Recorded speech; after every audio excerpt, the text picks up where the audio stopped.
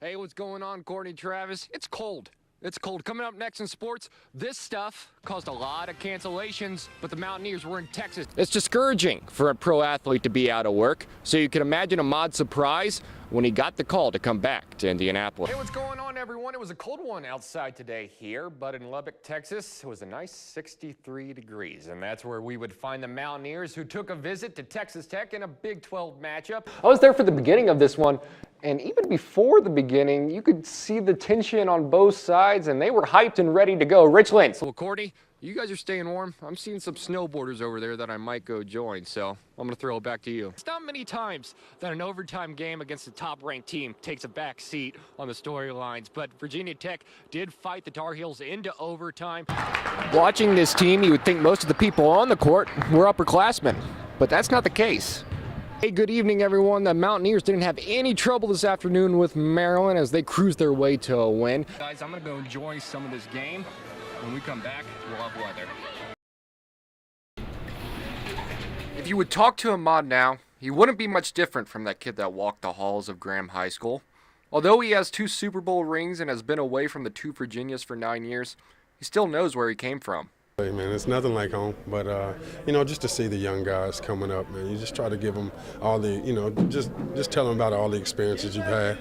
It's just, it's a blessing for me to get back and be that inspiration, just that, that role model for a lot of young guys, and I try to see a lot of the young guys and just give them that visual that it's possible.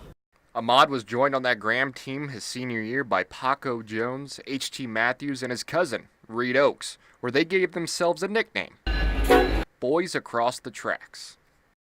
Paco and HT actually came from the Bluefield side and came to Graham, but we treated them like they were in, we grew up with them because we did, even if they were across the border, man, it's all family, it's all blood, we just had a tight knit group of guys, man, and we just stuck together. The boys gave themselves that nickname because a railroad track separated their neighborhood from the rest of Bluefield. And the rivalry was still high and large between Graham and Bluefield, and they always felt that Graham was a second thought to the Beavers. I've heard that Graham feels a little more disrespected from Bluefield. Bluefield always outshines, and Bluefield's always the team to beat and everything like that. Do you feel like that when you were there? You know what? I was 2-2 with those guys. I won 2 and then lost 2, and it's like I said, it's always about and it's just good to get back and see all the talent around that area.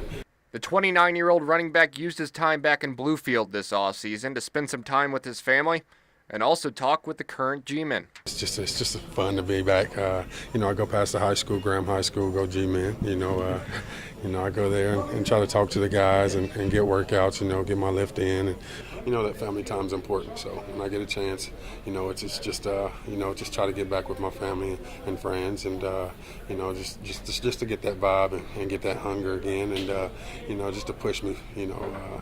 Like I said, I realize where I came from, and I just got to work, keep working, and get better every day.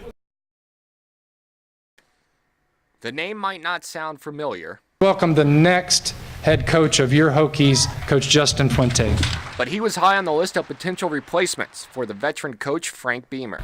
Justin was absolutely our top choice and the only one we offered the job to. I know that every AD will say that, but I sincerely want to assure you that it's true. And also to sit up here in front of you today and say my saddle is hitched to him, and vice versa, as well as our 22 other coaches. Fuente was at Memphis for the past 4 seasons, where he helped a team that was at rock bottom and took them to 2 bowl appearances. Fuente says he couldn't be more happy to be here in Blacksburg. Obviously the tradition, this is big-time college football, and we all want our shot at coaching at the highest level. You do have to follow a legendary coach, however, but I really believed in everything I'd heard about the way this place went about its business, and I wanted to be a part of it.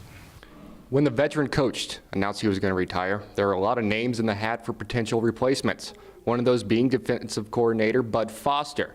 Although he didn't get the job, he will still be with the Hokies next year. And one of the beautiful draws about this opportunity was I believe that hopefully it potentially came with the best defensive coordinator in all of America.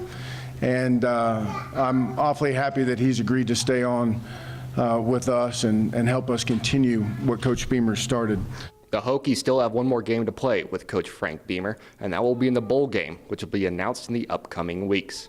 From Blacksburg, Colin Bowles, WVVA Sports. Hey, what's going on, everyone? West Virginia has a huge showdown Tuesday with the top team in the nation when they get a visit from the Kansas Jayhawks. But the Mountaineers would have to get past Oklahoma State today first. West Virginia fans pumped up for this one. That mascot's always scared me, a little known fact. First half, Mountaineers break the press, and that's Jason Page gets the big slam. He had 9 points on the afternoon. The Cowboys stayed around the whole game. Jeff Newberry knocks down the three-pointer. 8-point game at half. Second half now, missed three-pointer, but the Mountaineers playing some good basketball. The offensive rebound by Jonathan Holton gets the tip in. He had 15 points. And then Javon Carter knocks down the trifecta. West Virginia gets the win, 77-60. Here's what they had to say after the game. It's real big. You know, whenever you win a game in the Big 12, it's big. And, you know, we just came off 2 big road wins and then, you know, came back home and finished it off, protected the house. So now we looking forward to Kansas now. We try not to look forward to games, you know, try to take them one game at a time, you know, throughout the whole trip. That's what we try to do. We're not trying to look over. You know, we had Virginia Tech first. We wasn't looking for Texas or for Kansas State or, you know, TCU. So we're just looking forward to the game at a time. Big game on Tuesday coming up for them. Hokies trying to move to 3-0 in the ACC. The Cameron Crazies are going crazy at the Duke and Virginia Tech game. Threes were flying. And Cameron indoor, that's Brandon Ingram. Ingram again from the exact same spot. Grayson Allen from downtown, as Macklemore would say. First half still Duke up 24.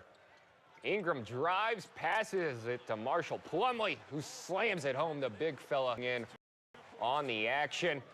And Duke, this was all them. Here's Grayson Allen. Takes the slam. 82-58 is your final. We'll have more coming up at 11, more on high school basketball as well. So a lot going on. Yeah, definitely. I'm glad to see that Duke won. Yeah, Duke fan over here. Well, we'll be right back with a live look at your live precision Doppler forecast.